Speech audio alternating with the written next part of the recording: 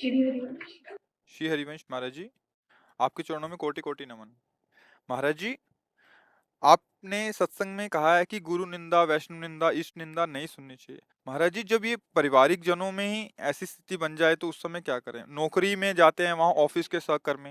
कान में उंगली डाल ले। मान लो अपने से बड़े हैं, परिवार के लोग हैं, उनका विरोध नहीं कर सकते।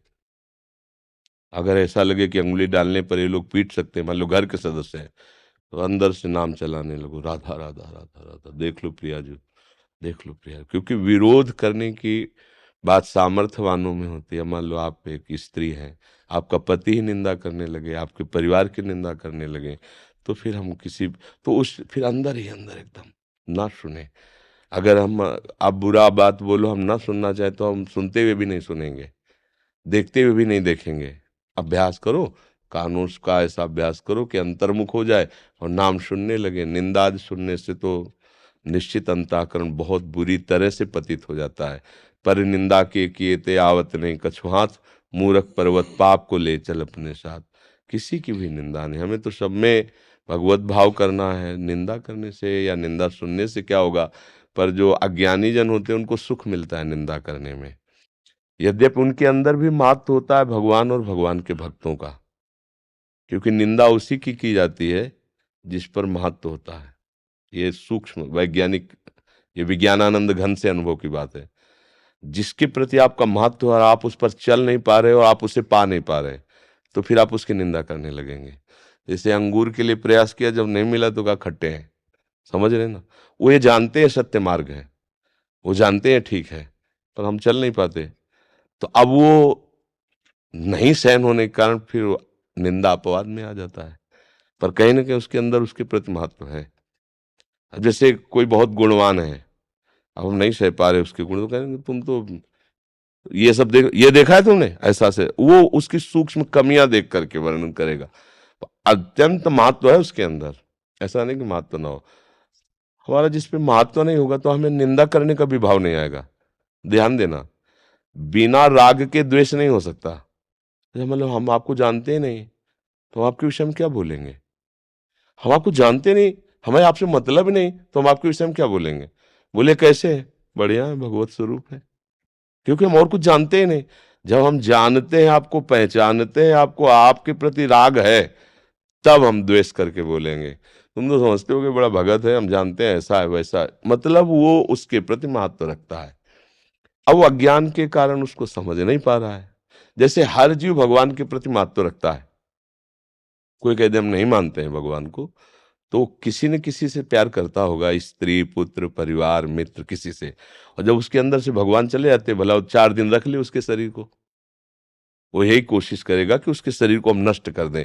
मतलब कहीं ना कहीं अनजाने में उसको भगवान से महत्व बुद्धि है, भगवान से अपनापन है। भगवान गए तो प्यारे शरीर को नष्ट कर देता है वो।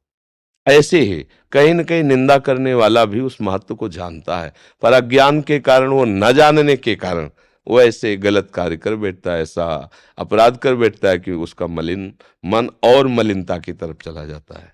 जी। त्रिभुवन जोशी जी, इस्तांबुल टर्की से। गुरुदेव भगवान, आपके चरणों में कोटि कोटि नमन। गुरुदेव, पिछले 30 वर्षों से कार्यरत हूँ और लगभग 20 वर्षों से विदेश में सेवारत हूँ। गुरुदेव, कार्य क्षेत्र में पदोन्नति के लालसा से दिन रात कार्य में ही ध्यान लगाए रखा और अब वही आदत हो गई है। गुरुदेव, विगत 2 वर्षों से श्री कृष्ण महामंत्र का जाप कर रहा हूँ और भजन मार्ग में चलने का प्रयास कर रहा हूँ, लेकिन मन में बार बार कार्य की ओर जाने की ही रुचि बनी रहती है। जब ये होता है कि मैं बहुत परेशान हो जाता हूँ तो सोचता हूँ कि अभी सेवा मुक्त होकर भजन मार्ग पे चलूंगा, बट घर वाले और मेरे अंदर की वृत्ति देख के मुझे बहुत डर लगता है कि इतने दिन सेवा किया और कहीं ध्यान इधर ही रहा और मैं भजन मार्ग पे नहीं चल पाया। महाराज जी, मैं इसका निर्णय नहीं ले पा रहा कि मैं छोड़ूं, पकड़ूं या भजन मार्ग देखो, पे चलूं। इस वृत्ति को संशय कहते हैं, नहीं? और इसका लक्षण होता है अविवेक, अज्ञान। अज्ञान के द्वारा संशय होता है और संशय का परिणाम अच्छा नहीं होता है। जो संसार की उन्नति है, जो संसार के कार्य हैं, ये कोई महत्वपूर्ण बात नहीं है। 100 खरब रुपया कमा लिए, पूरा विश्व तुम्हें जान रहा है, लेकिन तुमने जिसको जानने के लिए तुम्हारा जन्म हुआ है उसको नहीं जाना।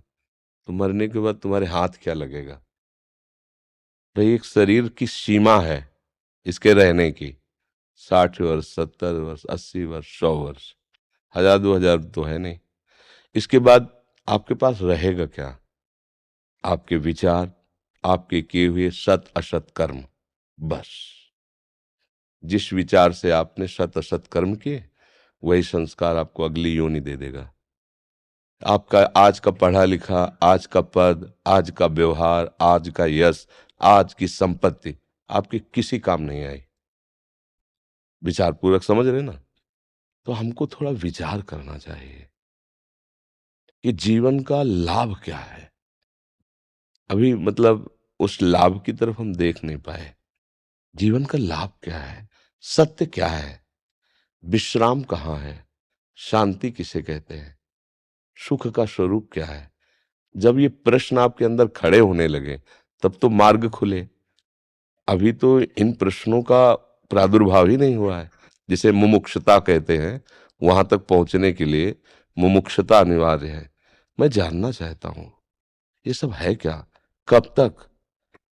एक सामने केवल मानी संख्या मृत्यु, सब आपको शून्य नजर आएगा, सब शून्य। अभी आपकी मृत्यु हो जाए क्या पता, 100 वर्ष बाद हो क्या पता, उसके बाद क्या होगा। हमें अपने देश लौटना है, विदेश में हम कार्यरत हैं, लेकिन सरकारी आदमी होकर के हम अपने देश के हैं, अपने सरकार के हैं। तो आपको जितनी सुविधाएं मिली उनका भोग कीजिए। परिणाम में आपको सरकारी सुविधाएं और मिलेंगी और सरकार आपको पदोन्नति देगी। ऐसा होता है ना, जब आप सरकारी आदमी बन के जाओगे। आप अपने पर्सनल से जाओगे तो हानि लाभ आपको भोगना पड़ेगा, और वहां से मकान तो उठा के लाओगे नहीं। ऐसे ही कुछ थोड़ा सा भावना बनाइए कि हम श्री भगवान के हैं, श्री कृष्ण के हैं, पूरा विश्व श्री कृष्ण का है। मुझे श्री कृष्ण की सेवा मिली है। अलग अलग सेवाओं के स्वरूप है, कोई व्यापार करता है, कोई नौकरी, लेकिन वो है ना भगवान की सृष्टि में। अगर उस सेवा को भगवान का मान लो, हर समय नाम जप करते रहो, और ये विचार करो कि यहाँ की उन्नति का कोई महत्व नहीं। भले किसी पद पर पहुंच जाओ, आपको गर्व नहीं होगा, बढ़िया जीवन चलेगा। यहाँ की संपत्ति का कोई महत्व नहीं है। संपत्ति सांसारिक भोग सामग्री देती है। भोग सामग्री इंद्रियों से भोगा जाता है। इंद्रियों से भोगा हुआ हर विषय मिथ्या है, स्वाप्निक है, उसका कोई महत्व नहीं। चूंकि ज्ञान नहीं, इसलिए वो बात समझ में नहीं आती। अब हमारा जीवन सही मार्ग पे आ जाएगा, कोई संशय नहीं रहेगा। हर क्रिया भगवान को समर्पित करो। पूरी सृष्टि श्री भगवान की है और मैं उनका एक सेवक हूं। मुझे ये सेवा दी गई है। ईमानदारी से उस सेवा को भगवान की सेवा मान के करो और नाम जप करो। कुछ समय बाद आप, अगर जो हम कह रहे हैं इसे धारण करना, कुछ समय आप बाद देखना आपके अंदर संशय खत्म हो जाएगा। मैं प्रभु के योग्य नहीं हूं, पता नहीं मेरे विचार प्रभु से घिरा दे, तो सारी की सारी बातें आपकी सोचने की नहीं है। प्रभु कह रहे तुम तो केवल अनन्यस चिंतयन्तो माम ये जना परिपासते। तो आगे की बात, तेषाम नित्याभियुक्तानाम योगक्षेमम वहाम्यहम, उन पर विश्वास करो। योग कहते हैं जो हमें प्राप्त कराना है, क्षेम कहते हैं जो है प्राप्त है उसकी रक्षा करना है। दोनों भार वो ले रहे हैं, फिर तुम्हें संशय क्यों है? हाथ उठा के आत्मसमर्पण करके अंदर की बातें हैं, प्रभु के चरणों में चल पड़ो, और जो करा रहे हैं वो उनकी सेवा है। ईमानदारी से करो, दूसरों का मंगल हो इस भावना से करो, दूसरों का हित हो, दूसरों को सुख पहुंचे हमारे द्वारा जितना अधिक से अधिक, अभी आनंद आ जाएगा। जब हम दूसरों से सुख लेने की भावना करते हैं और हम करते हैं, तो कर्ता भोक्ता भाव अशांति दुख ही देता है। चाहे जितना बड़ा कार्य हो, उसका परिणाम अशांति और दुख होता है। और जब हम प्रभु के लिए करते हैं, दूसरों को सुख देने के लिए करते हैं, तो उसमें परहित भावना आ गई। परहित सरिस धर्म नहीं भाई, इससे बड़ा कोई धर्म नहीं। तो उसका हृदय आनंदित होने लगता है, उसे भगवत कृपा का अनुभव होने लगता है। चलो, आप पर अभी कृपा है कि आपकी बुद्धि काम कर रही है, नहीं तो ऐसा भी नशा चाहता है लोक सम्मान का, लोकप्रियता का, अर्थ आदि का, कि भगवान है भी ऐसी मान्यता भी उसके हृदय में नहीं रहती। और बहता चला जाता है माया के प्रवाह में। कम से कम आपके अंदर अभी विचार है, पर ये संशय ठीक नहीं है। इसको, संशय को विवेक के द्वारा नष्ट करो। होए विवेक तो मोह भ्रम भागा। मोह ही तो संशय, अज्ञान ही तो संशय, मोह अज्ञान एक ही शब्द है। और विवेक बाजार में मिलता नहीं है, संतों के पास मिलता है। और संत संग भगवत कृपा का प्रतीक है। बिनु हरि कृपा मिले निसंता, और बिन संत संग विवेक न होई राम कृपा। मतलब इसके मतलब आपके ऊपर भगवान की कृपा है, आप स्वीकार करो। जिन्होंने आपको यहाँ तक पहुंचाया है वही आगे तक पहुंचाएंगे। और मन में संशय को तो रद्दी कर दो एकदम। हम संशय क्यों करें? हमारे भगवान सर्वज्ञ है तो हमारी बात जानते हैं, सर्वत्र है तो हमारे पास है, सब में है तो हम में है, सब समय में है तो इस समय भी है। मैं संशय क्यों करूं? सर्वज्ञ है, सर्वशक्तिमान है, सर्वत्र है, हमारे प्रभु हैं।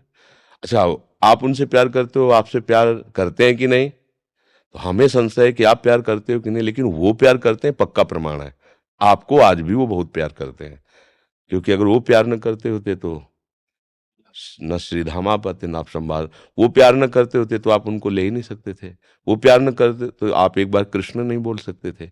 उनकी तरफ से प्यार सुरक्षित है, आपकी तरफ से जो बटा हुआ है उसको समेट के उनकी तरफ कर लो। तो सन्मुख होए जीव मोहि जमहि, जन्म कोट यज्ञ नाश हो। करोड़ों जन्मों के पाप मैं नष्ट कर दूंगा, भगवान कह रहे हैं, और वही नष्ट कर सकते हैं। बस आनंदित रहो, संशय मत करो, खूब नाम जप करो। जीतू शर्मा जी दिल्ली से। जय गो माता, जय गोपाल। आप देख